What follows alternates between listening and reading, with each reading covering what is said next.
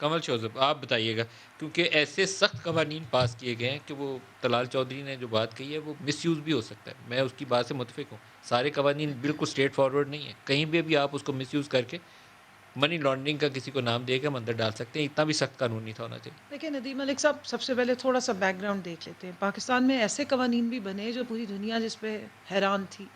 پاکستان میں بے نامی کو لیگلائز کیا گیا، بے نامی ایکٹ بنایا گیا 90s میں، اور پھر اس کے فائدے اٹھائے گئے۔ منی لانڈرنگ یہاں سے ہوتی رہی، کس کے نام پہ ہوئی؟ ماشاءاللہ بڑے بڑے جو پاکستان کے لیڈران ہیں وہی منی لانڈرنگ میں ملوث پائے گئے۔ اب یہ ٹی ٹیوں کے کیس لگ کر آ رہے ہیں، یہ منی لانڈرنگ ہی ہے نا۔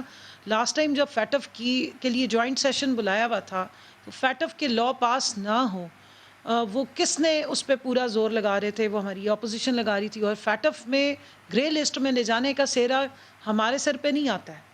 فارچونیٹلی اور انفارچونیٹلی یہ لوگ تھے، ان کے بیانات تھے۔ اجمل قصاب کو آپ نے مان لیا کہ ہاں ہمارا بندہ ہے، بعد میں پتہ لگا نہیں ہے۔ ممبئی اٹیک ابھی ہوئے نہیں، آپ مان گئے۔ پٹھان کوٹ کا واقعہ ہوتا ہے، ساتھ ہی آپ مان جاتے ہیں۔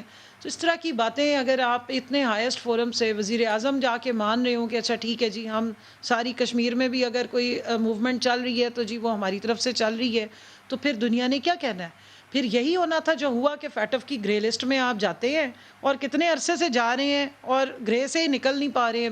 اور اسی طرح جب پہلے بھی آپ اس کا بیک گراؤنڈ پورا 10 سال کا 12 سال کا اٹھا کے دیکھ لیں تو ایک سائیکل ہے، پورا چلتا رہے، اور آپ کے اسی قسم کے بیانات ہیں۔ آپ ڈان لیکس کہہ رہے ہیں، میرے خیال پچھلے 10 سال میں صرف 2-3 سال جو وائٹ لسٹ میں تھے وہ نون لیگ کے دور میں ہی تھے، پھر اینڈ تو میں پھر گئے گئے ہیں، بھی تو ادھر ہی نا۔ تو وہ جو اور آپ کا بیانات جو ڈان آپ گئے، لیگس کے بعد سے جو ماحول تو شروع ہوا تھا ڈان لیکس کس نہیں نے کھڑا کروائی؟ کرنا چاہیے تھا۔ ڈان لیکس کس نے کروائی؟ ڈان لیگس تھا کیا؟ You know it? ڈان آپ لیکس کو ہوئی پوری اس کی کیسے؟ میں آپ کو ڈان لیکس ہوئی کیسے؟ میں آپ کو اس کی کچھ بیک طلال گراؤنڈ چودھری بتا صاحب سکتا کو ہوں۔ تو پتا ہوگا کہ کیسے ہوئی نہیں، تھی، وہ تو وہی بتا سکتے ہیں کہ وہ ہوئی مجھے کیسے بھی تھی، پتا ہے کہ کیسے ہوئی لیکن تھی۔ اس کے ایک میٹنگ تھی جس میں پرائم منسٹر تھے، اس وقت کے آرمی چیف تھے، D G I S I تھے۔ اگر اس کا ایشو صرف یہ ہوتا کہ یہ سینسٹیو انفارمیشن تھی، اندر ڈسکس ہوئی تھی، یہ کس نے پاس آن کی، تو وہ اس کے 2-4 لوگ جو تھے ان کو چیک کر لیتے، برائی نہیں تھی اس میں کیونکہ یہ حساس معاملہ تھا۔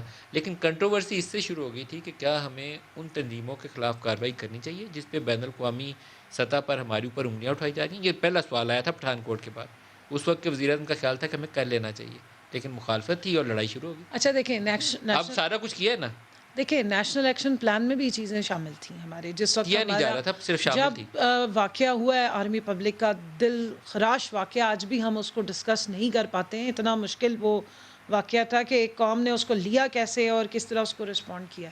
بٹ میں سمجھتی ہوں رسپانسبلٹیز تھی، اس کو اوور کم کرنا چاہیے تھا۔ اور اب جو یہ کہہ رہے ہیں جی منی لانڈرنگ، اگر آپ کے ہاتھ صاف ہیں تو جس وقت ہم لوگ لیجسلیشن کر رہے ہوتے ہیں اسمبلی میں، اس وقت تو آپ بائیک آؤٹ کر کے چلے جاتے ہیں۔ جس وقت آپ کو کہیں کہ فیٹف پہ بات کرنی ہے، آپ وہ 35 لے کر آ جاتے ہیں، نیب والے کا ڈاکیومنٹ، قوانین میں تبدیلی۔ Proposed amendments by Peoples Party and P M L N, وہ دے دیتے ہیں کہ جی بارٹر ٹریڈ کرو، یہ کر لو گے تو ہم فیٹف میں آپ کے ساتھ بیٹھ جائیں گے۔ اور میں آپ کو یہاں پہ آن ریکارڈ بتا رہی ہوں کہ فیٹف کی جب لیجسلیشن ہو رہی تھی تو ہم لوگ بہت ایکٹیولی کام کر رہے تھے۔ 80% جو انہوں نے امینڈمنٹس پرپوز کی تھیں، محسن رانجھا صاحب بھی ہوتے تھے، شہری رحمان صاحبہ بھی، یہ بیٹھتے تھے، ان کی ساری ڈیلیبریشنز مانی ہے انہوں نے، آن دی فلور آف دا ہاؤس اس کو ایکنالج کیا ہے کہ جی ہماری دی ہوئی ڈیلیبریشنز کو، امینڈمنٹس کو حکومت نے مانا ہے۔ ڈیڈ لاک کہاں پہ آیا تھا؟ جب انہوں نے وہ 35 لا کے دے دیے کہ جی یہ نیب کی آپ امینڈمنٹس کر دیں، ہمیں سب کو وائٹ وہ رستہ دے دیں، ایگزٹ دے دیں، اور پھر ہم فیٹف مان لیں گے۔ اچھا، ایک اور آپ کو ایک اور سٹیٹمنٹ شیخ رشید صاحب کا سناتا ہوں، پھر طلال صاحب سے اس کے اوپر رد عمل بھی اس پہ لیتے میں ہیں۔ ایک کامنٹ صرف مجھے اور کرنے دیں، جہاں تک انہوں نے کہا انٹرنیشنلی، طلال صاحب بھی اس پہ کچھ ایک جواب منٹ جی، دینا چاہ رہے فورن پالیسی پہ آپ بات نہ اس وقت کریں گے، ایبسلوٹلی ناٹ کے بعد یہ سارے ڈرامہ ہو رہا ہے۔ اور اس بات پہ شاہ محمود قریشی صاحب نے اسمبلی میں ڈیورنگ بجٹ انہوں نے پوری پالیسی سٹیٹمنٹ دی کہ فیٹف جیسے اداروں کو انٹرنیشنل پالیٹکس اور لابی کا شکار نہیں ہونا چاہیے۔